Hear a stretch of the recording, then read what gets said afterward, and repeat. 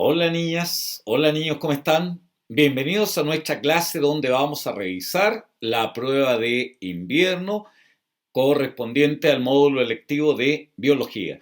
La fuente que utilizo, por supuesto, es el DEMRE. Las preguntas están tal cual. Imprimir pantalla para que ustedes las vayan viendo. Aquellas preguntas cuyos contenidos no entran en la prueba PAES, las voy a responder de todas maneras, pero en forma un poquito más rápida. Bien, vamos con ella entonces. La primera pregunta del módulo electivo de biología, la 55 hasta la 80. Todas las preguntas del módulo electivo van de la 55 a la 80, ¿verdad? Las 18 primeras van a ser de biología, las 18 siguientes de física y hasta las 54 de química. 55 empieza el módulo electivo. Bueno, dice esta, un grupo de investigación está interesado en estudiar cómo el ion sodio influye en el transporte de una molécula X en las células intestinales. Con este propósito realizan un experimento para medir la captación intracelular de X en presencia y en ausencia del ion sodio. Los datos obtenidos se representan en el gráfico. Entonces aquí nos indican de inmediato la captación de la sustancia X en presencia de sodio, en presencia de sodio y en ausencia de sodio. Sin duda que es afectada la captación de esta sustancia en presencia o ausencia de sodio. Miren cómo aumenta hasta los 5 minutos, después decae, pero siempre se mantiene por sobre la otra. Captación de X en función del tiempo, en presencia y en ausencia de sodio. Esta pregunta podrían haberla hecho de todas maneras para la prueba PAES porque no implica ningún contenido más que interpretación del gráfico. Así que de todas maneras a todos les sirve. A partir de estos antecedentes, recuerden cuando nos piden de estos antecedentes, tenemos que remitirnos exclusivamente a él. En ausencia de sodio, la captación de X es nula a través, no, de todo el tiempo, no. Siempre hay captación de sodio aquí, pues mire, ¿no es cierto? Muy bien. En presencia de sodio, la captación de X aumenta continuamente a través de todo el tiempo. A través de todo el tiempo, no. En presencia de sodio ocurre una rápida captación de X durante los primeros 5 minutos. Durante los primeros 5. Claro, por supuesto. Siempre hay que leer todas las alternativas. En ausencia de sodio, la captación de X se bloquea luego de 30 minutos de medición. No, luego de 30 continúa. Así es que no cabe duda. ¿Eh? Me imagino la opinión que tienen de esta pregunta, ¿no es cierto? Buena. Muy bien. Vamos con la 56 entonces. Esta sí entra, estos contenidos entran en la prueba PAES. Como parte de una investigación, se inactivaron las enzimas de la región del nucleolo de una célula hepática. ¿Cuál de las siguientes opciones corresponde al primer efecto que espera usted observar en la célula luego de esta intervención? Se inactivaron las enzimas del nucleolo. ¿Qué va a pasar? No funciona entonces normalmente el nucleolo, ¿verdad? Hay que recordar la función del nucleolo. ¿Se acuerdan de eso, no? La función del nucleolo es armar las subunidades ribosomales. Aquí en este nucleolo se arman las subunidades de aquellos complejos macromoleculares, las dos subunidades que van a formar a este ribosoma. ¿Ok? Por los poros o anulis que estamos viendo aquí, por estos poros pueden entrar y salir sustancias, ¿verdad? Por aquí están entrando proteínas que van a formar parte de los ribosomas y el ARN ribosomal más estas proteínas ensamblan a las subunidades ribosomales. Y estas subunidades salen al citoplasma y en el citoplasma se arman los ribosomas junto al ARN mensajero y empiezan a sintetizar proteínas. En el rugoso y los ribosomas libres también. Así es que me imagino que encontraron fácil esto, ¿no? Si se inactivan las enzimas, se altera la síntesis de ribosomas. ¿Está bien? Ok, esa es la función del nucleolo. Después va a haber escasez de proteínas también, ¿verdad? Pero dice, al primer efecto sería ese, no hay. Así como si se inactivan las enzimas del retículo liso, no hay detoxificación, no hay síntesis de lípidos. Se inactiva la función mitocondrial, no hay producción de ATP, etc. ¿Está bien? 57. El siguiente gráfico representa el porcentaje de tejido cartilaginoso y óseo del fémur luego de 14 días de cicatrización de una fractura en 3 grupos de animales, uno control y 2 sometidos a una restricción del 90% de la ingesta de fosfato. Entonces, este es el control. Y este de aquí está sometido a una restricción del 90% de la ingesta de fosfato desde 2 días antes. Por eso dice aquí -2. ¿Está bien? Y 3 días después de ocurrida la fractura. Entonces, este es el control. Tejido cartilaginoso, este de color blanco es tejido cartilaginoso y este oscuro es el tejido óseo, la parte ósea. En el grupo control, miren lo que pasa con el tejido cartilaginoso y el tejido óseo. El tejido cartilaginoso sigue más o menos igual, aunque haya una restricción de fosfato. Recuerden que el fosfato de calcio es fundamental para la estructura de nuestros huesos, de nuestros dientes, ¿verdad?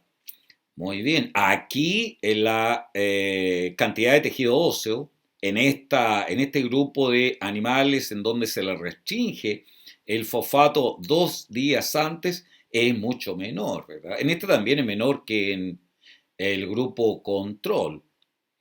Ya, a partir de estos antecedentes, ¿cuál de las siguientes opciones corresponde a una conclusión correcta? ¿Qué puedo concluir en base a los resultados?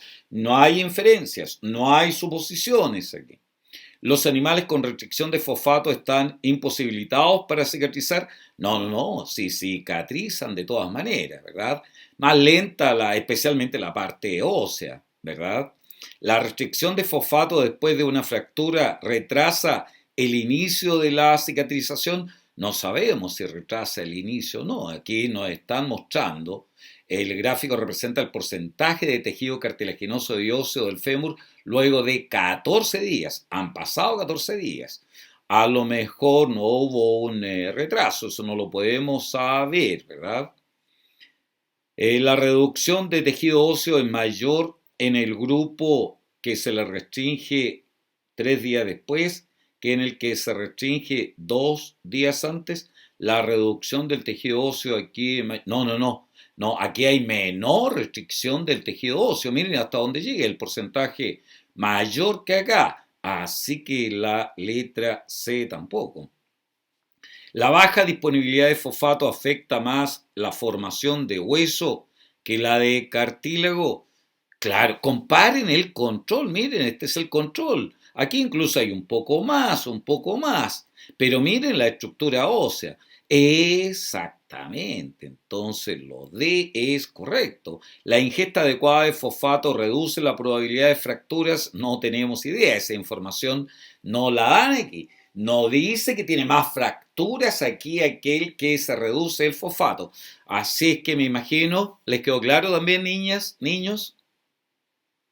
Muy bien, la alternativa D entonces es la correcta. ¿Está bien?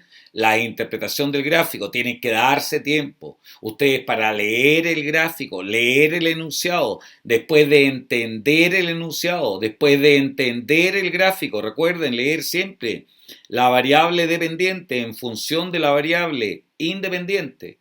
Después vemos las alternativas. No nos sirve verlas antes. ¿Para qué? Si no la vamos a entender. ¿Está bien? Ustedes, por supuesto, leen sin hablar, así que la velocidad de lectura va a ser mucho mayor. ¿Ya? Vamos con la 58. No entra este temario, este contenido en la prueba PAES de ustedes. Dice, el esquema representa dos células 1 y 2 de un mismo individuo. Claro. Que tiene diferentes tipos de receptores de membrana específicos para ciertas hormonas.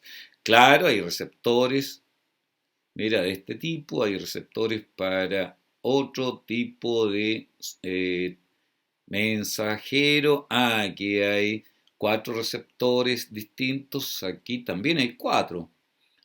Pero este y este son distintos. Pero este es igual, mira, estos 3 son iguales. O sea, tiene para recibir señales de 2 tipos de sustancias. Son del mismo individuo, por supuesto, con receptores distintos. Claro, no todo recibe el mismo mensajero, ¿verdad? Una célula de la piel, ¿para qué va a recibir? Va a tener receptores para la hormona gonadotrofina, por ejemplo. Bueno, basándose en la información anterior, ¿cuál opción es una inferencia, es una suposición ahora? Yo puedo suponer algo en base a esto. Recuerden que métodos científicos se los tengo grabado también aquí en mi canal. La célula 2 produce secreciones endocrinas y exocrinas, no tiene nada que ver, no me dan información, solamente me dicen de receptores. La célula 2 presenta dos funciones hormonales exclusivas. Dos funciones hormonales exclusivas. No sabemos si tiene dos funciones hormonales exclusivas, la 2. Además que aquí este tipo de receptor está también en la otra célula, ¿verdad? Y este también está, así que no tiene ninguno exclusivo la célula 2.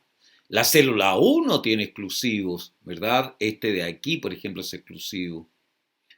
Y este de aquí también es exclusivo. Así que no, la célula 1 tendría más sensibilidad a las hormonas que la 2. No sabemos el umbral, eso no nos habla nada, cuál es más sensible. La célula 1 presentaría una mayor cantidad de receptores que la 2. La célula 1 tiene 1, 2, 3, 4 y la 2, 1, 2, 3, 4. No tiene que ser la E entonces. La célula 1 respondería a una mayor variedad de hormonas que la 2. Claro, a una mayor variedad de hormonas. Esta es para una hormona tipo A, este para una B, este para una C y este para una D. En cambio, la otra tiene receptores para una hormona X, para la Y, para la Y, para la Y. Exactamente. Esa es entonces la correcta, ¿verdad? ¿Vamos bien? Muy bien, 59. Esta es de tipo pregunta contenido de la prueba PAES. En el siguiente gráfico se representa la variación de la concentración sanguínea de la hormona luteinizante, de la LH, a lo largo del ciclo ovárico en dos mujeres. Una sin método anticonceptivo. Esta de aquí, claro, uno lo puede sacar por deducción. Recuerden el pico de LH enorme que se produce unas 10 horas, 12 horas antes de la ovulación. Así que claro, mira, justo aquí un ciclo de 28 días se produjo el aumento justo un poquito antes de la ovulación. La mujer 2, ALH, no tiene este pico de LH. Lo más probable, ¿por qué no se produce? Porque debe estar consumiendo hormonas, ¿verdad? O sea, la otra, la variación en la concentración a lo largo del ciclo ovárico de dos mujeres, una sin método anticonceptivo y la otra usa un método anticonceptivo. Esta está usando un método anticonceptivo. Concentración de LH en unidades arbitrarias y los días del ciclo ovárico. ¿Cuál de las siguientes opciones podría corresponder al método anticonceptivo? Tiene que ser en base a hormonas, ¿verdad? Tiene que tener progestina. La progestina es una progesterona sintética, ¿verdad? Y ella inhibe a la LH, ¿ya? ¿Está bien? Entonces, ¿por qué no se producen brusco aumento? Porque está consumiendo anovulatorios orales, píldoras anticonceptivas. ¿Está bien? Podría tener también, profesor, un anillo, exactamente, el anillo también libera hormonas. Podría tener un implante subdérmico, también, por supuesto, pero la T de cobre no, ella tiene, actúa en forma mecánica, esta actúa liberando ion cobre, que es tóxico para los espermatozoides también, aunque hay unos dispositivos ahora, pero son DIU, no la T de cobre. Hay unos dispositivos que contienen hormona también. El método del ritmo no, este es un método natural, ¿verdad? Que consiste en la abstinencia de relaciones sexuales los días más fértiles. Para eso hay que calcular, claro, los días fértiles que puede tener una mujer, con el ciclo más corto y el ciclo más largo. Y el método de barrera no, el condón no afecta el diafragma, tampoco afecta la LH, solo las hormonas. Y el único hormonal es el anovulatorio oral, el consumo de las 21 pastillas con hormonas, ¿verdad? Muy bien, pues eso es entonces la 59. Ahí está el ciclo normal. Esta es la LH. Al consumir progesterona se inhibe la LH. ¿Cómo la consumió? En forma oral. ¿Ya? Les tengo grabado el ciclo sexual o menstrual también aquí en mi canal y pronto les voy a grabar la clase de anticonceptivo también. ¿Ya? Entonces por eso la correcta es, tiene que ser hormonal. Por algo se inhibió a la LH. La 60 no entra en el contenido de la prueba PAES. El esquema, claro, porque no entra el sistema endocrino, representa una parte de la regulación hormonal de la lactancia, además de algunos factores que la afectan. Ah, claro, pero esto también lo puede responder cualquiera de nosotros sin entender mucho del sistema endocrino, ¿verdad? ¿Qué es lo que me están diciendo aquí? Que la succión que hace el neonato o el lactante actúa en forma positiva sobre el lóbulo anterior hipofisiario para que secrete prolactina y esta prolactina por supuesto que aumenta la producción de leche en las mamas, ¿verdad? Y el lóbulo posterior, lo tengo grabado en mi canal también, esta parte del sistema endocrino, el lóbulo posterior secreta oxitocina que favorece la eyección de leche, aparte de las contracciones del útero durante el parto, ¿no es cierto? Parto no entra tampoco. ¿Está bien? Entonces este estimula la producción y la eyección de leche. La succión, mientras siga succionando, es un estímulo para que continúe la producción de leche. ¿Ya?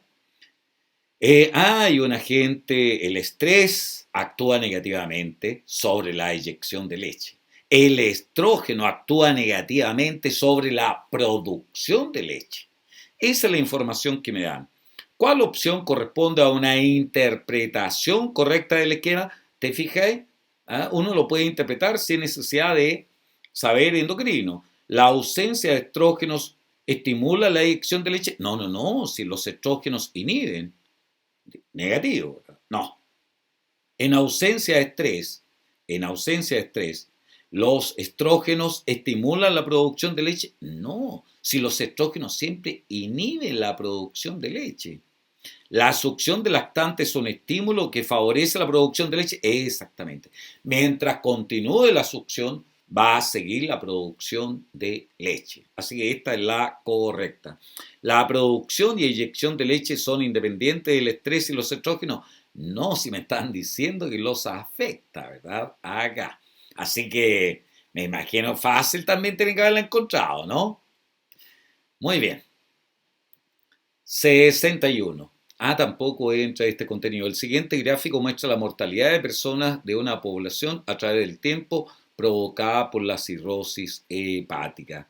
Mortalidad, número de casos por 100.000 habitantes. 10 por 100.000 habitantes y acá llegamos a más de 70 por 100.000 habitantes. En hombres.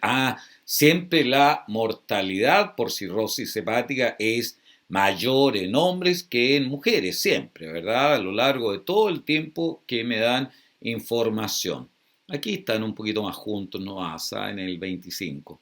Bueno, ahora leemos la información del gráfico. Siempre tienen que darse tiempo ustedes para leer el gráfico. Recuerde que usted puede rayar también su prueba. Cuando dé en noviembre usted esta prueba PAES, puede rayar, usar destacador incluso. Es o son correctas. El aumento en la mortalidad por cirrosis hepática se debe a un aumento del alcoholismo. No, no, no, no. En ningún caso me menciona la palabra alcoholismo. La cirrosis hepática puede ser debida a un virus también, puede ser debida a la dieta. Así que no, no, no. La cirrosis hepática aumenta aproximadamente 20 veces entre el 25 y el 2010. Entre el 25 y el 2010 aumenta unas 20 veces en ambos sexos. 20 veces. ¿Cuánto teníamos aquí? 5. Aumentaría a 100. El 2010, no, aumentó a 70 y tanto, no. Y en mujeres, oye, aquí hay 10, así que hay 3 o 4, 20 por 3, 60 y subió a 20 nomás. No, no, no, no aumenta tanto, vaya, será la mortalidad causada por cirrosis hepática es mayor en hombres que en mujeres. Ah, sí, de todas maneras. Esa es la correcta, pues. Es siempre mayor en hombres, varias veces mayor en este caso, ¿verdad? En hombres que en mujeres, 3 veces por lo menos en este caso. Eso era todo, pues. O sea, la 3 no hace la correcta, solo 3. O sea, la letra C. ¿Está bien? Vamos con la 62. En los siguientes gráficos se representan los resultados de la concentración y la morfología espermática registradas en 3 grupos de hombres. Grupos de hombres, en 3 grupos de hombres. Espermatozoides por 10 elevado a menos 6 a 6 por ml. Y aquí los espermatozoides normales en porcentaje. El grupo 1 entonces son fumadores de más de 20 cigarrillos. Estos fuman 10 cigarrillos y estos no fuman. 20, 10, estos no fuman cigarrillos. Ahí están los grupos. ¿Qué interpretación saco de inmediato? Que siempre en los no fumadores la concentración de espermatozoides es mayor, ¿verdad? De 33, 35, 57. Y que la morfología espermática además es normal en un mayor porcentaje. ¿Ya? En este caso. Con más cigarros hay menos espermatozoides fumando 20 que fumando 10, pero la diferencia no es muy grande, igual que en la cantidad de espermatozoides normales. Ya, de acuerdo con los datos obtenidos, ¿cuál de las opciones es una conclusión correcta? Bueno, ya analizamos los gráficos, ¿no es cierto? Es una conclusión correcta, veámosla. La disminución de la concentración espermática es directamente proporcional al incremento del consumo de cigarros. No es directamente inversamente proporcional, directamente proporcional, No, no, no, no. En no fumadores, el porcentaje de espermatozoides con morfología normal duplica el valor de los fumadores de 10 cigarros. En no fumadores, el porcentaje de espermatozoides con morfología normal duplica el valor de los fumadores de 10 por 10, 6,9. No, no alcanzo a aplicarlo. Casi 7, 13,8 sería. No, tampoco. Los fumadores producen una concentración insuficiente de espermatozoides para lograr la fecundación. No sabemos. No, no nos dice nada de esa información en el gráfico. El consumo de cigarrillos reduce la concentración de espermatozoides y el porcentaje de estos con morfología normal. Qué clarísimo eso. Exactamente, el consumo de cigarrillos reduce la concentración de espermatozoides. Claro, el consumo de cigarros la reduce. Y el porcentaje de estos con morfología normal también lo reduce. Muy bien, claro, fácil también, ¿no? Cualquier persona podría haberlo respondido esto, ¿no es cierto? Ustedes igual, aunque no haya un conocimiento del contenido, pero no entra en la prueba de ustedes, ¿ya? La 63 tampoco entra este contenido. A ver, en el gráfico se representa la cantidad de una hormona X en tres componentes celulares. Como no entra el sistema endocrino, excepto lo relacionado con el ciclo sexual menstrual, luego de ser aplicado a un cultivo de células blanco o células diana en un tiempo determinado. La célula blanco, célula diana, recuerden, es aquella sobre la cual actúa la hormona en este caso. ¿Ya? En el gráfico se representa la cantidad de una hormona X en tres componentes celulares, luego de ser aplicada a un cultivo de células.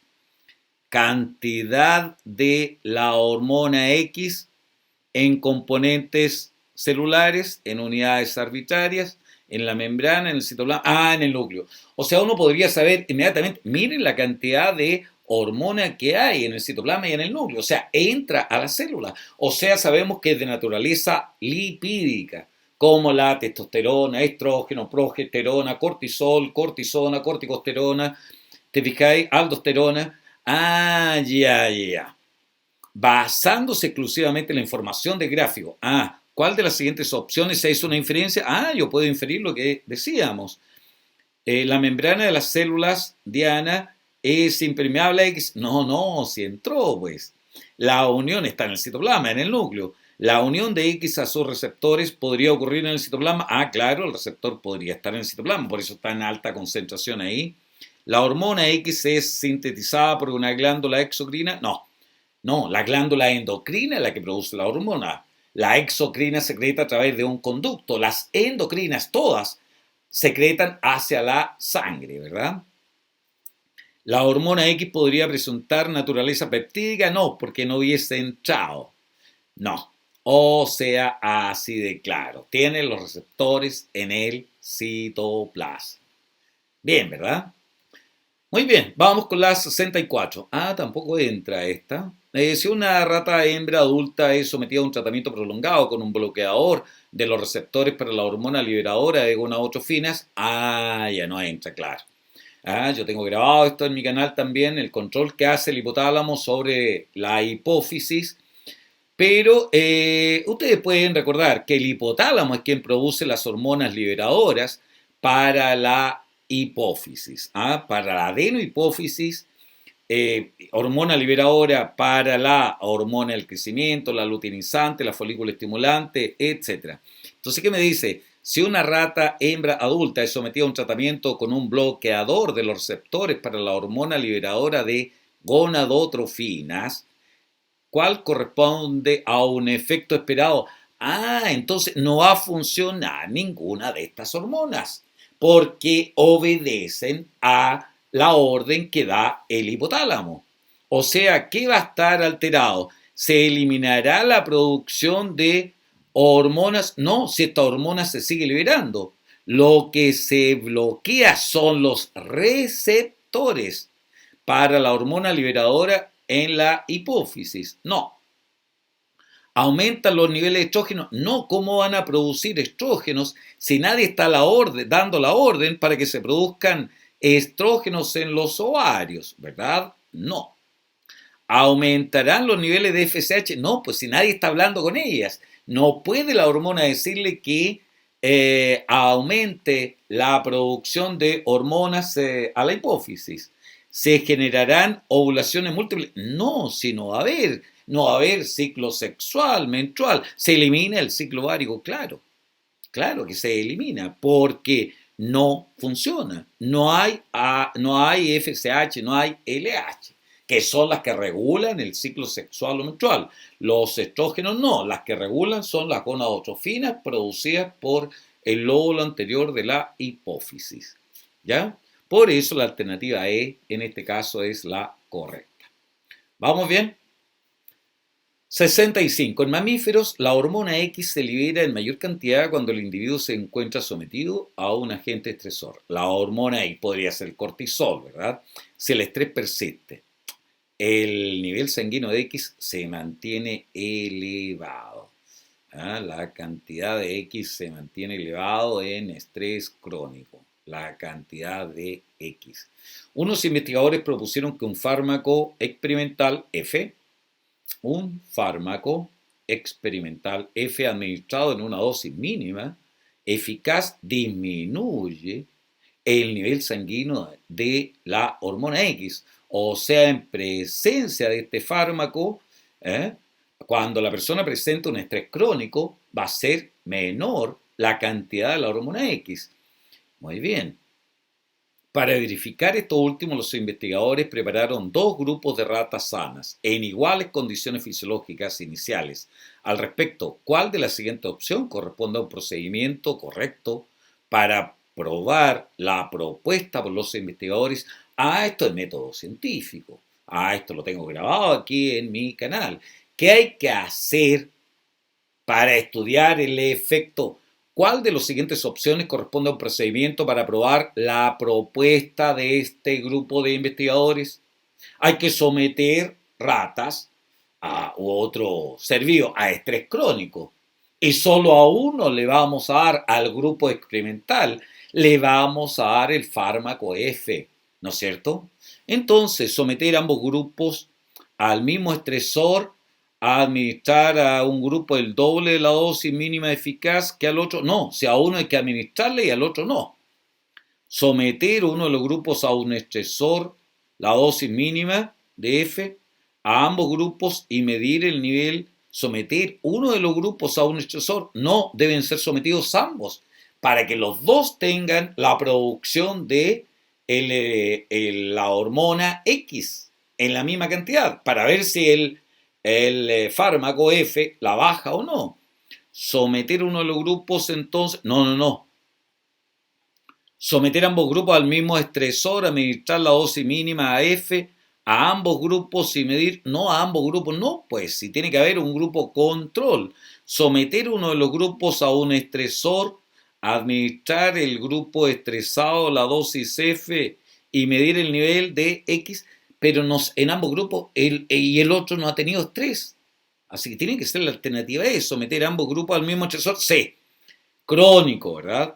Administrar a uno de los grupos la dosis eficaz de F y al otro nada, ¿verdad? Suero fisiológico y medir qué pasó con X. Esto es lo correcto, pues. ¿No es cierto? Para ver el efecto. Recuerden, si yo quiero ver el efecto de un fármaco, tienen que estar bajo las mismas condiciones ambos grupos. Y a un grupo suministrar ese fármaco solamente. Bien, me imagino que la encontraron fácil también, ¿o no? Ya. 66. Tampoco entra este temario. ¿Cuál de las siguientes acciones se debe realizar para obtener el cariotipo de un individuo?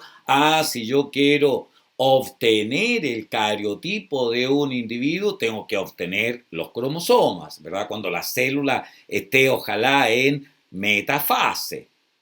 Para ordenar los cromosomas, este es el cariotipo humano, ¿verdad? Ver, son del mismo par, ok, medir el cromosoma, medir, ¿verdad? La longitud del brazo mayor, del brazo menor, ¿está bien? Ver si tienen el mismo código de bandas, como se está observando aquí, tienen el mismo código de bandas, estos son cromosomas reales, por eso se ven, ¿verdad? Ver a qué par pertenecen, si fueran humanos. Entonces veamos ahora la alternativa. Para ¿cuál acción se debe realizar para obtener el cariotipo de un individuo? Enumerar los cromosomas una vez obtenidos. Hay que ver a qué grupo pertenecen, identificar los genes. No, si no, no, eso no se detecta con clasificar los cromosomas. Exactamente. ¿Eh? Enumerar, bueno, los cariotipos se van enumerando el grupo, no es necesario enumerar los cromosomas, ponerle el número 1, 2, 3, 4, 5, 6. Sí, en los cariotipos normalmente va el 1 y el 3. Pero podría haber bastado con el 3 y saber así a qué grupo pertenece. Pero responderíamos el 1 y el 3, a ver. La alternativa de 1 y 3. Pero tengo mis dudas pese a eso, sobre esto. Señores del DEMRE deben aclarar bien esta parte para que nos quede claro. ¿Qué importancia tiene? Mire, si yo le pongo a este, dice enumerar los cromosomas, para saber a qué grupo pertenecen, ¿eh? Pero si yo a este le pongo el uno porque estoy analizándolo recién, el 2 lo encontré, el 3 para después ver a qué grupo pertenece, no identificarlo, podría ser con un número, ¿eh? Ya, vamos con la 67. Este temario sí entra. El siguiente esquema representa un cromosoma simple y los números corresponden a diferentes secciones de su estructura. Aquí tenemos un cromosoma simple, claro. Ahí tenemos el centrómero. Este corresponde a una parte del cinetocoro, en donde se van a unir las fibras cromosómicas o cinetocóricas del uso. Bien, ¿qué me preguntan de esto? Al respecto, ¿cuál de las secciones numeradas es improbable que ocurra entrecruzamiento durante la meiosis? Ya me están preguntando por este entrecruzamiento. El crossing over, el intercambio de material genético. Lo que se intercambia es el material genético con los genes correspondientes. Normalmente estas son las fracciones que se intercambian durante la etapa de paquiteno o paquinema de la profase 1 de la meiosis. Tengo grabado meiosis también. ¿En cuál de las secciones numeradas es poco probable que ocurra es improbable que ocurra entrecruzamiento? En la zona 4, ¿no es cierto? Eso es. Las otras partes todas se pueden intercambiar. ¿Ya? Bien, vamos entonces con la 67-68. Tampoco entra este contenido. Se ha estudiado que un carácter Z tiene un 46% de correlación de probabilidad que ambos expresen el carácter. En gemelos monocigóticos. 46% en gemelos monocigóticos. Ellos comparten el 100% de los genes, claro. En cambio, los gemelos disigóticos, que comparten el 50% de los genes, criados juntos, criados juntos, criados juntos, esta correlación es de un 20%. Se presentan ambos en un 20% y en el otro caso en un 100%. Recuerden que el carácter Z, todo carácter está determinado por la constitución genética de un individuo, o sea, su genotipo, más la acción ambiental, más el efecto ambiental. ¿No es cierto? Ustedes tienen un potencial para ser genios, pero si el ambiente nada te dice que estudies, si ustedes no se quieren motivar, pero que no es el caso, por algo están aquí estudiando para su prueba, no soy genio nomás, pues. Pero si quiero, el ambiente me presiona un poquito, me motivan a estudiar, ¿eh? Voy a desarrollar un fenotipo tipo genio. ¿Está bien? El ambiente entonces aquí son criados juntos. Entonces, en gemelos disigóticos, criados juntos, la correlación es menor. Entre mayor es la similitud genética, mayor es la correspondencia también. ¿Qué opción es una inferencia correcta en relación al carácter Z? Su expresión es independiente de la acción del ambiente. No sabemos eso todavía. No sabemos, tendrían que haber sido criados en ambientes separados, en ambientes distintos. ¿Existe una gran influencia sociocultural? No sabemos, porque ambos viven la misma parte sociocultural, los dos gemelos y los dos mellizos. ¿El ambiente intrauterino interviene? No sabemos nada del ambiente uterino. ¿La crianza compartida determinante? No, porque pese a que se criaron juntos aquí, la expresión es de un 20%. Tiene que ser la E. La influencia genética es predominante. Claro, claro. La similitud genética es igual en los monovulares y por eso en ellos la expresión también de este carácter es mayor. Está determinado genéticamente entonces principalmente. No hay duda de eso. No es el ambiente el que influye, ¿verdad? Muy bien. Por eso la opción E.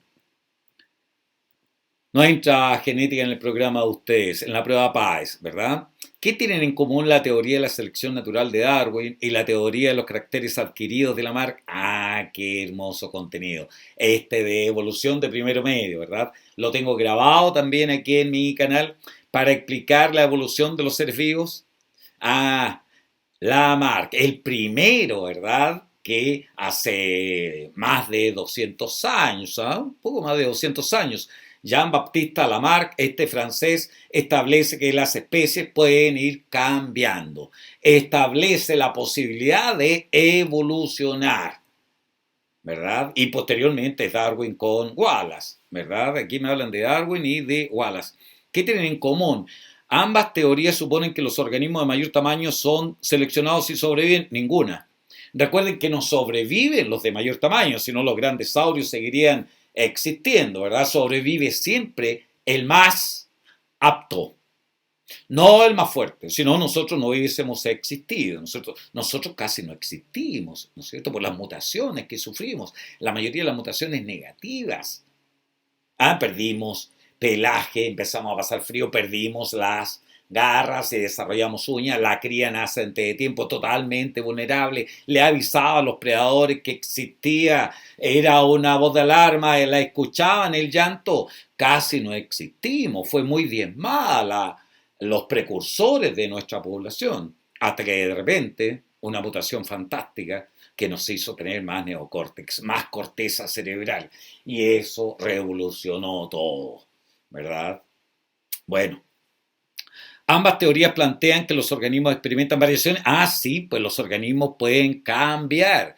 Él fue el primero, Darwin, Wallace, posteriormente, en 1859 publica Darwin el libro hermoso que tengo por ahí. Bueno, ambas teorías plantean que los organismos mejor adaptados son aquellos que desarrollan un órgano mediante su uso. No, no, no, no es el uso y el desuso. Darwin no habla de eso, ¿verdad? De hecho, nosotros no desarrollamos algo para adaptarnos. No, no, no. Simplemente el ambiente actúa seleccionando al organismo más apto. Entonces tiene que ser la B nomás. La D. Ambas teorías plantean que la especie con mayor número de individuos es la más favorecida. No, no, no hablan del número de individuos. Aquella especie que tiene más individuos. No, no, no, no. Bueno, entonces, esa es la correcta, pues. No hay ninguna duda. Hermoso, ¿verdad? Yo tengo grabado este tema también aquí en mi canal. Evolución.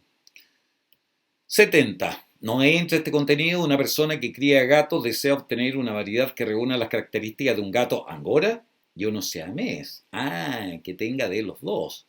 Hay que cruzar los dos y ver qué pasa. Bueno, no sé que hagamos ingeniería genética. A ver, ¿cuál es una estrategia más adecuada para lograr este propósito de una persona que cría gatos? Desea obtener una variedad que reúna los caracteres de un grupo gato angora y de un siamés. Hay que cruzar los dos y ver qué pasa, ¿verdad?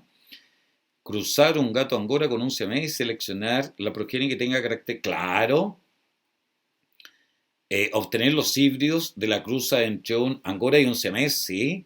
Y retrocruzar los híbridos con uno de los padres, el siamés o el angora, pero ¿para qué eso? Eso sabes, esto se llama cruzamiento retrógrado, o retrocruza, o backcross. ¿Para qué se hace esto? Para determinar genotipos. No, nada que ver.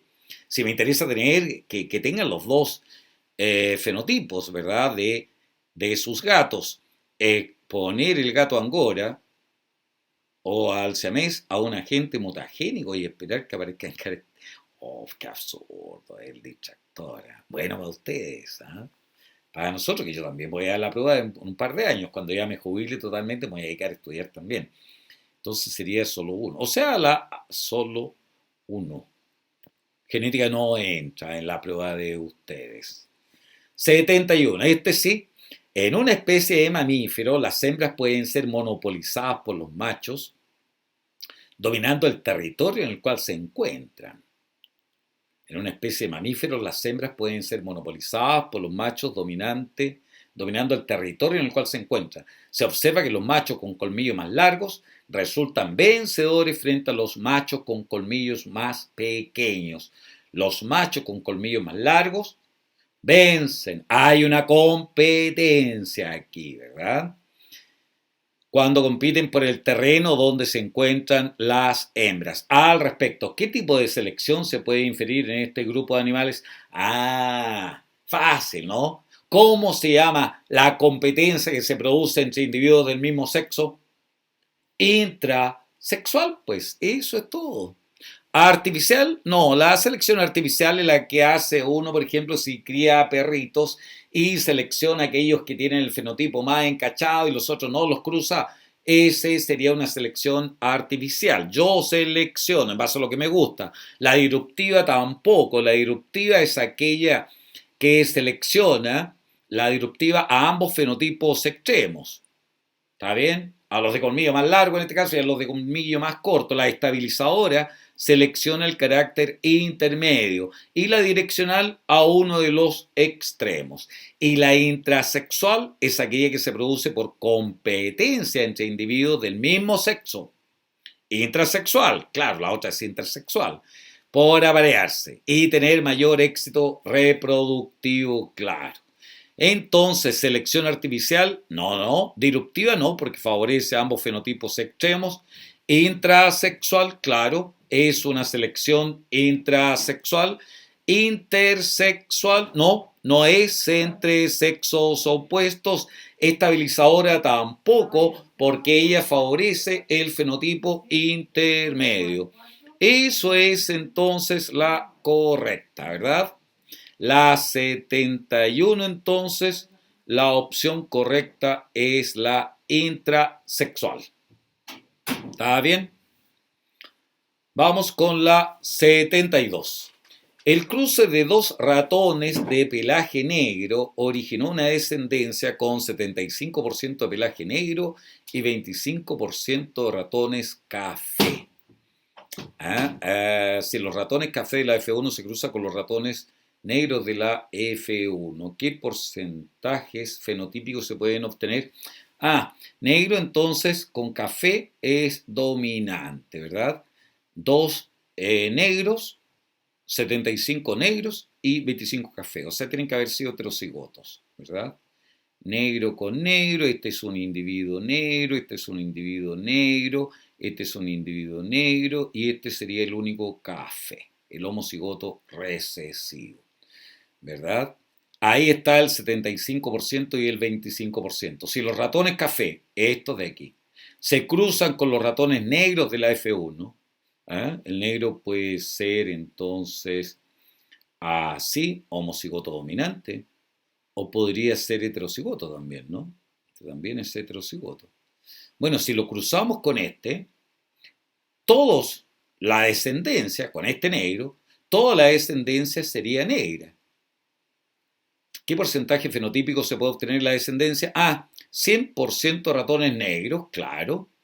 Pero si usamos este otro, este de aquí, para cruzar el café, ahí está el café, con el heterocigoto, tendríamos un 50 y 50%, porque este sería negro, este sería negro, este con este sería café y este con este café. 50 y 50.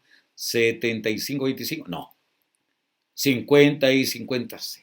Entonces, ¿qué porcentaje fenotípico podríamos tener en la descendencia?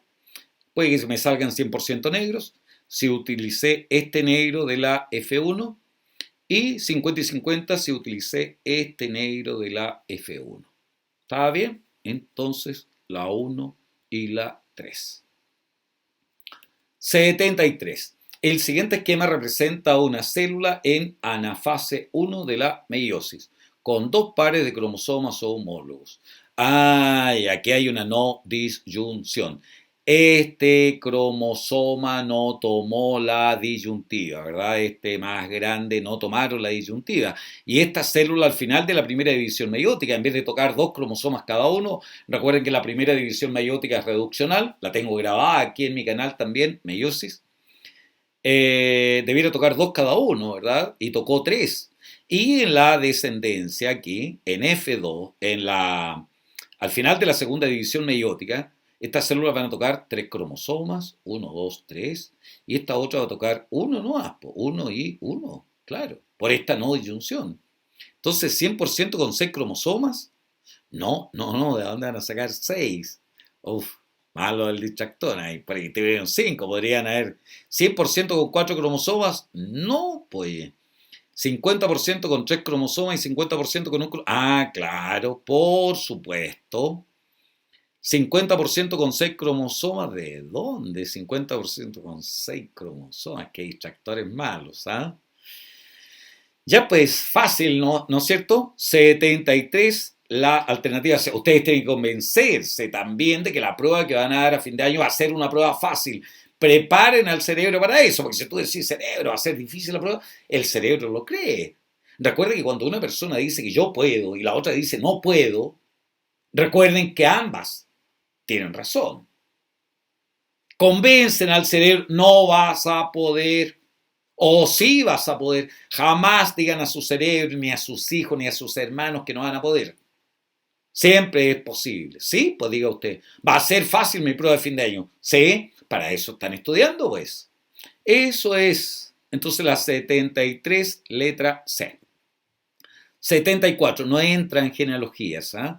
La siguiente genealogía representa la herencia de un carácter recesivo ligado al cromosoma X en humanos. Ah, un carácter recesivo ligado al cromosoma X. Recuerden que la mujer es XX y el hombre es XY. ¿Está bien? Entonces la mujer es XX recesivo. Aquí tiene el gen normal entonces.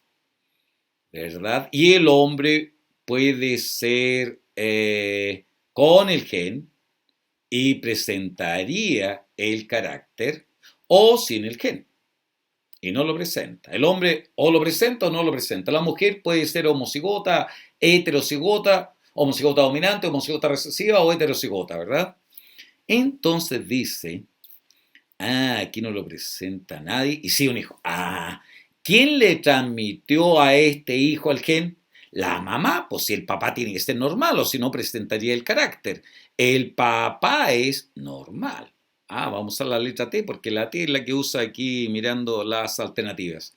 Ella tiene que ser portadora entonces, ¿cierto? Ella porta el gen. No puede ser homocigota recesiva, profesor. No, porque si no presentaría el carácter. Po. ¿Y no puede ser homocigota dominante? No, porque ¿quién le va a transmitir a él? Profesor, ¿y no puede haber sido el papá? No. El papá jamás transmite a un hijo hombre el cromosoma X. El papá al hijo hombre le entrega el cromosoma Y. La mamá se lo entregó. O sea, la mamá tiene que ser heterocigota. ¿Verdad? Aquí el papá es afectado, ¿no es cierto? Con este gen recesivo. Pero la mamá parece que era aquí totalmente normal. Tenía la pura T mayúscula, por eso todas las hijas heredaron de la mamá la T mayúscula. Claro, no había otra posibilidad. Y del papá heredaron la T minúscula, o sea, son heterocigotas. ¿Eh? O sea, ella también es heterocigota. Ujú. Claro, entonces, ¿qué dice la pregunta? ¿Qué opción señala correctamente los genotipos de 1,1? A de ella y de 2,4 de la segunda generación, el cuarto individuo. Ya, claro, tienen que ser heterocigotas ambas. Queda claro que no puede ser homocigota recesiva, ¿no es cierto? Porque si no, presentaría el carácter. Y no puede ser homocigota dominante, profesor, ella, por ejemplo. No. ¿Por qué no puede ser homocigota dominante? Porque el papá le entregó el gen recesivo. El papá es XY, para tener una hija le entregó el X. Así es que no hay ninguna duda. Tienen que ser así estas dos mujeres, ¿verdad? Muy bien, pero no entra genética en la prueba de ustedes. 75, este tema así. Las plantitas de las regiones semiáridas, en plantas de regiones semiáridas, diversos procesos metabólicos se ven afectados negativamente ante condiciones de estrés por sequía, por cierto. Al respecto, ¿por qué razón la falta de agua en el suelo y de vapor de agua en el ambiente causa la disminución del proceso fotosintético? No hay suficiente agua disponible, pues me lo están diciendo aquí, ¿no es cierto? ¿Por qué razón la falta de agua en el suelo y de vapor de agua en el ambiente causan disminución del proceso fotosintético? ella está sometida entonces a un estrés por sequía, sufre de falta de agua. ¿Y qué pasa, profesor, cuando ella sufre de falta de agua? Recuerden que las plantas están perdiendo agua, evapotranspiración permanentemente a través de sus estomas. Por aquí pierden agua, ¿ya? ¿Qué más pasa por los estomas? Ahora durante el día las plantitas realizan fotosíntesis y liberan oxígeno. Por estos estomas entra también el CO2. Pero a las 2 de la tarde en verano, cuando hay harto calor, sube la temperatura, recuerden que estos estomas se abren por la presión que ejerce el agua, por la turgencia en su interior. Este cierre es automático. Hace harto, hay harta agüita, no hace mucho calor, el estómago está abierto, se deshidrata como está pasando en esta planta que sufre un estrés por sequía y el estómago automáticamente se cierra. Y al cerrarse el estómago, claro, no pierde agua, pero tampoco puede ingresar el CO2, pues, que es materia prima fundamental para el proceso fotosintético. Entonces, al respecto, ¿por qué razón la falta de agua en el suelo y de vapor de agua? Uf, todas las condiciones negativas para esta pobre planta. Va a cerrar sus estomas. Las plantas detienen temporalmente sus procesos metabólicos. No detiene sigue viva. Si el metabolismo es cero, el organismo se muere, acuérdese. La característica más exclusiva de los seres vivos. Las plantas aumentan su transpiración, lo cual reduce la fotosíntesis. Siempre que me preguntan, ¿por qué razón la falta de agua en el suelo y de vapor en el ambiente causa disminución del proceso de fotosíntesis? Aumenta su transpiración. Claro, pero va a transpirar menos porque el estómago lo va a tener cerrado por el exceso de calor. Las plantas captan menos luz. No, si las hojas captan la misma cantidad de luz. Las plantas cierran sus estomas. Exactamente. Lo cual dificulta el ingreso de CO2, material para la fotosíntesis. Recuerden que el agua y el CO2 es materia prima para la fotosíntesis, aparte del estado metabólico normal del vegetal y de la luz solar. Eso es pues. Bien, 76, fotosíntesis, la tengo toda grabada aquí en mi canal también. La 76, el protocolo de Montreal en una estrategia de acuerdo mundial para detener el deterioro de la capa de ozono, número de casos por millón, número de casos personas por año, para detener el deterioro de la capa de ozono. Una vez que empezó a regir este protocolo de Montreal, fue necesario corregirlo, generando varias enmiendas. Claro, en el gráfico se muestra el pronóstico del número de casos de cáncer de piel. Casos cáncer de piel. Entonces hay que anotarlo aquí porque no lo indica. Cáncer de piel con y sin la aplicación del protocolo y sus enmiendas. Sin el protocolo de Montreal, con el protocolo de Montreal, sin el protocolo, la cantidad de gente con cáncer a la piel va a ser mucho mayor. Con el protocolo disminuye ya para el pronóstico para un mismo periodo de tiempo, ¿no es cierto? Con el protocolo y la enmienda de Londres, mejor todavía. Pero con la enmienda de Copenhague, ¡ay, fantástico! Claro, o sea, todas las enmiendas que se han ido aplicando a este protocolo de Montreal han sido beneficiosas, van a ser muy beneficiosas porque esto es pronóstico, ¿ya? La capacidad de predecir en ciencias. Al respecto, ¿cuál de las siguientes opciones es una inferencia? Una suposición correcta en relación al pronóstico presentado. El número de casos por millón, número de personas con cáncer de piel por millón de personas por año, el número de casos por millón de personas disminuirá a partir del 2023 en los cuatro escenarios. 2023 por aquí disminuirá en los cuatro escenarios. No, si aquí está, va a aumentar y va a aumentar. No, no, no, no, no, no me dice nada de eso, sigue aumentando en todo, excepto aquí va a disminuir, ¿no es cierto?, con la enmienda de Copenhague. A ver, el número de casos por millón de personas disminuirá a partir del año 2030 sin la aplicación de enmiendas. No, sin enmiendas, con el protocolo intacto de Montreal, no, sigue aumentando.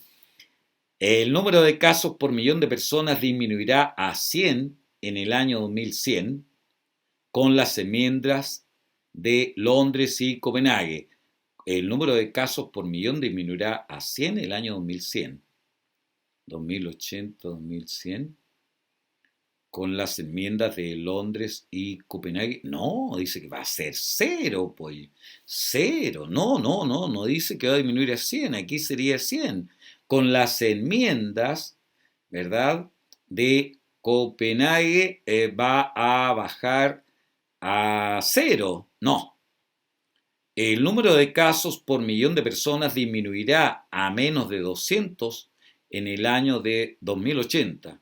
Disminuirá a menos de 200 en el 2080 con la enmienda de Londres a menos de 200 en el 2080. No, no, no, a llegar a 400. Tampoco. El número de casos por millón de personas disminuirá a menos de 150 en el 2080 con la enmienda de Copenhague. 2080 a menos de 150. Ah, claro, a mucho menos, casi cero, pues. Uf, sería la única correcta esta, a ver, la 76. Claro, esa es la única correcta, ¿verdad? Pero el 2080 debía haber dicho, yo puedo inferir que va a ser cero, pues, por lo que dice aquí, que va a ser menos de 200, menos de 100. Claro, es la única correcta. Muy bien. Vamos bien, chiquillas, chiquillos. Hay que dedicarse tiempo a los gráficos. Recuerden, interpretar, subrayar, destacar antes de mirar las alternativas. ¿Ya? 77. En un experimento se usaron tres montajes idénticos al mostrado en la figura. Siguiente, ¿qué tenemos aquí? Tenemos aquí una solución captadora de 5 larvas de insectitos. Aquí hay un tubo capilar con una gotita de colorante. Echamos aquí. Ya este tubo está cerrado. Aquí hay aire. Esto está conectado entonces con el aire.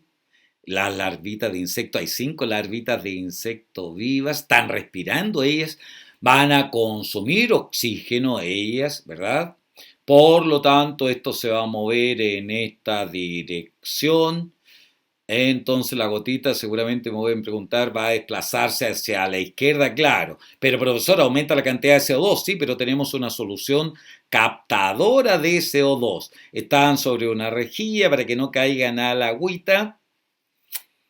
Bien, cada montaje, en un experimento se usaron tres montajes idénticos al mostrado en la figura. Cada montaje fue puesto a una temperatura ambiental distinta. En distintas temperaturas. Por 60 minutos y se midió el desplazamiento total de una gota de colorante cada 15 minutos, constatándose resultados significativamente distintos para cada montaje. A ver, la pregunta, claro, esta gotita va, esta manchita que tenemos acá de colorante se va a ir desplazando hacia acá, ¿verdad? Muy bien, tres montajes iguales, dice. Ahí están los tres montajes. Pero, ¿qué más me dice? Cada montaje fue puesto a una temperatura ambiental distinta. Tenemos el montaje 1, 2 y 3. Está a 10 grados, a 30 grados Celsius. Esta es la variable que hay.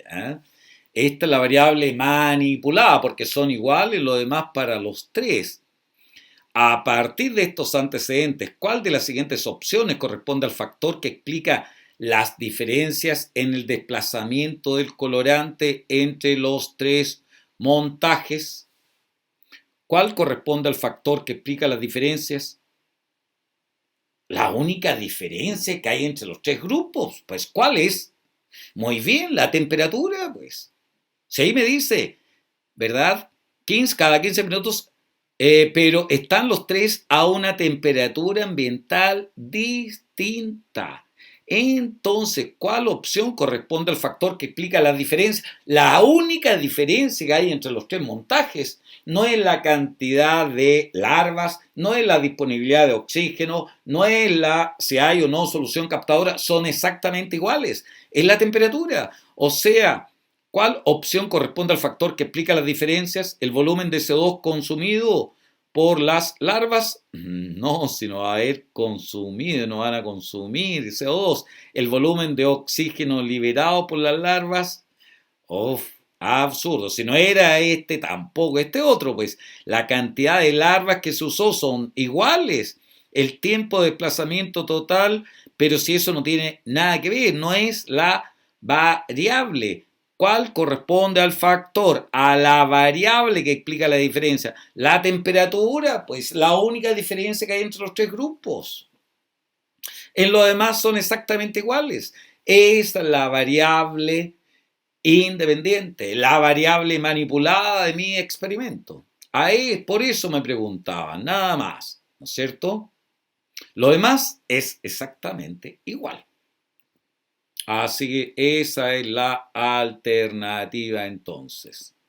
78. A continuación se presenta la ecuación general del proceso fotosintético. Claro, está balanceada además. 6 moles con 6 moles forman 1 mol de glucosa y 6 moles de oxígeno. Si hipotéticamente se marca el oxígeno del agua, el oxígeno del agua. ¿En qué molécula y estructura vegetal se encontrará esta marca? Esta pregunta la ha hecho varias veces el DEMRE. Yo la tengo en mi canal, el proceso fotosintético está grabado, preguntas sobre fotosíntesis también. Es necesario conocer la estructura también del cloroplasto. Se fijan, a mí me dice, profesor, pero ¿por qué nos pasa tanto detalle? Hay que reconocer todo lo que tiene un cloroplasto. Lo tengo grabado aquí en mi canal porque ustedes ven que se pregunta, pues. Entonces, el oxígeno del agua es el que se libera. Este oxígeno proviene del agua que se hidroliza, hay una fotólisis del agua, una oxidación del agua, para recuperar la molécula de clorofila que se oxida cuando recibe la luz. Entonces, ¿va a estar en la glucosa? No.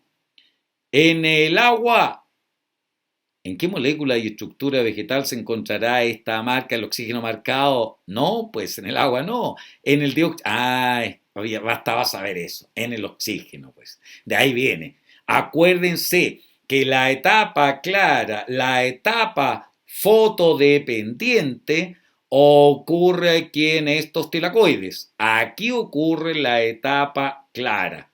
Ahí está ella, la fantástica, doña clorofila. Aquí tiene lugar la etapa clara o fotodependiente. Aquí se oxida la clorofila, se produce ATP y se libera el oxígeno. Se produce también NADPH. El hidrógeno de la clorofila va a parar al NADP y se produce NADPH. Y en la etapa oscura que ocurre aquí en el estroma o matriz del cloroplasto, ¿dónde dice estroma o matriz aquí? Ahí está, el estroma. Aquí ocurre la etapa oscura. Ahí se usa la energía del ATP, producido en la etapa clara, el poder reductor del NADPH, producido en la etapa clara, para reducir al CO2 y convertirlo en un compuesto orgánico como la glucosa, que posteriormente se va a convertir en almidón. ¿Ya? ¿Está bien? En la ribulosa, quien le dice ven para acá al CO2 en todo caso, la ribulosa y fosfato. Lo ha preguntado el DEMRE también. Así que fácil también, ¿o no? Había que acordarse que el oxígeno viene del agua y listo.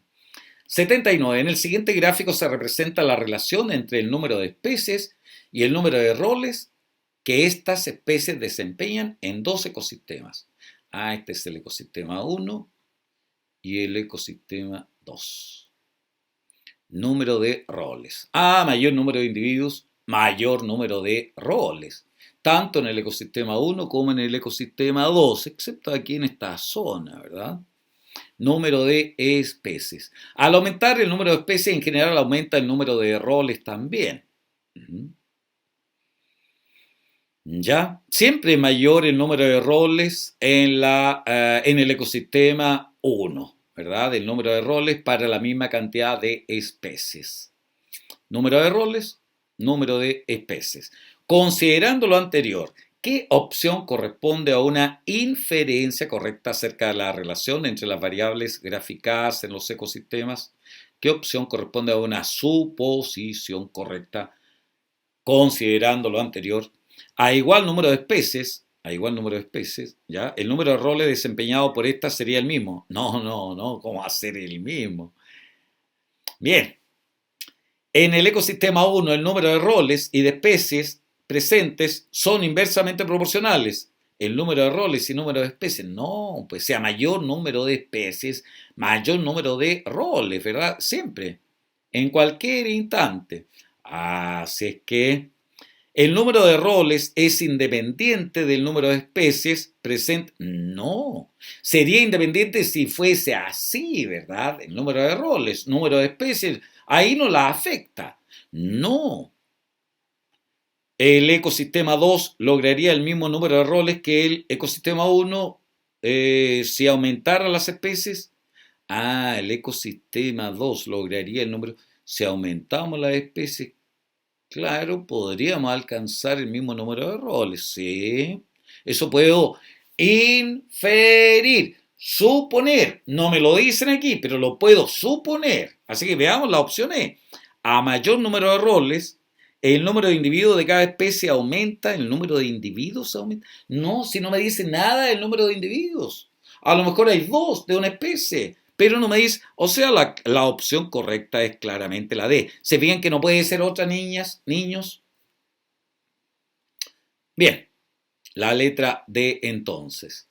80. En un ecosistema, ¿cuál de los siguientes conceptos se relaciona con la cantidad de energía disponible para ser usada por los organismos consumidores? En un ecosistema, ¿cuál de los siguientes conceptos se relaciona con la cantidad de energía disponible para ser usada por los consumidores? Ah, toda la energía que consumimos nosotros, toda, ha sido producida por los productores, por los vegetales. Toda la energía. Y eso corresponde a la productividad primaria neta. Es como el sueldo, suponte tú que su mamá trabaja nomás en la casa, o tu papá nomás trabaja en la casa. ¿Qué, ¿Cuál es el dinero que disponen ustedes para usar? ¿El sueldo bruto? No, hay que hacerle los descuentos. Y el sueldo líquido, el sueldo neto, es lo que podemos utilizar, ¿no es cierto? Lo mismo pasa aquí, niñas, niños.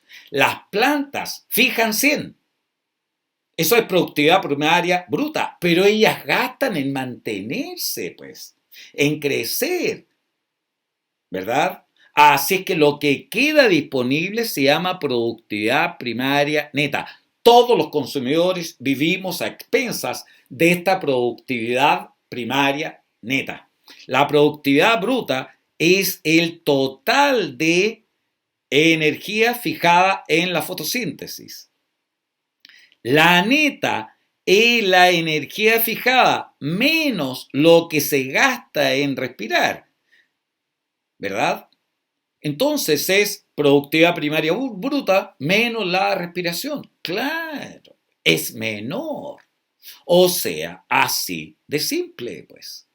Esta es la energía disponible para todos los consumidores. Bueno, niñas, niños, estimados estudiantes, sigan luchando por sus sueños para que no tengan que trabajar para que otros cumplan sus sueños. ¿Sí? Se puede. Recuerden lo que se ha demostrado, que todos podemos ser genios, pero principalmente ustedes que tienen menos de 43 años, ¿no? Que estén muy bien, a seguir luchando por sus sueños. Chao, chao.